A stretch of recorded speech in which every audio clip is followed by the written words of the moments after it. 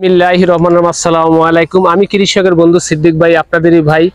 আমি আরেকটা ভিডিও আসলাম আপনাদের মাঝে। তো আজকে আলোচনা করব কচু পাতা নিয়ে। দেখেন, কচু পাতায় তিনটা ভালো কাজ করে। দেখেন, আমি ছোট একজন কৃষক বাংলাদেশে। আমি সবসময় বলি যে আমার ভিডিওটা ফার্স্ট টু লাস্ট দেখবেন, তাহলে আপনারা কিছু তথ্য পাবেন।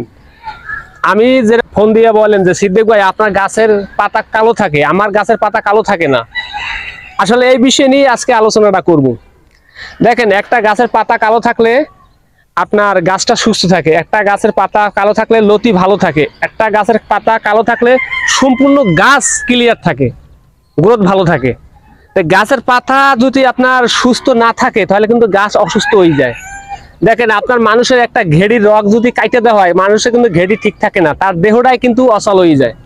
ঠিক আছে, একটা হাত কাটলে থাকা যায়, চলা যায়, কিন্তু ঘেড়ির রগ যদি কাটা যায় তাহলে কিন্তু থাকতে পারে না। তো এইরকম বিষয় একটা কচু গাছের পাতা নিয়ে। দেখেন, এই কচু গাছের যে পাতাগুলো যে ফাইটে থাকে, অনেক খেতে দেখছি আমি, অনেকজনে আমারই যে কাস্টমার গুলো, ওগুলো অনেকে বলছে যে সিদ্দিক আপনার গাছের পাতা সুন্দর ফাইটে থাকে এবং প্লাস কালো থাকে।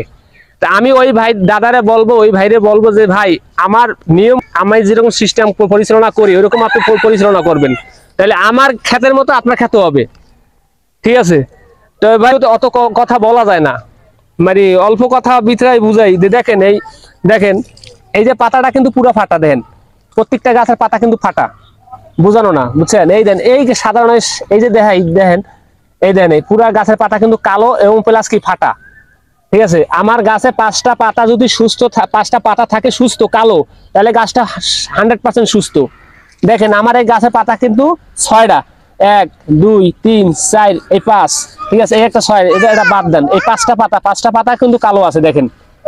ঠিক আছে, প্রত্যেকটা গাছের পাতা কিন্তু কালো আছে আমার ম্যাগের মতন। তো দেখেন, এই যে পানি আমার খেতে কিন্তু তেমন একটা পানি নেই, কাদা কাদা রাখা, বুঝছেন? এই কচু খেতে যদি আপনি পানি রাখেন, কচু এখন যেহেতু ফাল্গুন মাস আসছে, গরম আসছে, গরমের সিজনে আপনার পানি হিট হয়ে কচু গাছের গোড়ায় লাগলে অটোমেটিক কচু গাছ অসুস্থ হয়ে যায়, আর অসুস্থ হয়ে গেলে লাল হয়ে যায়।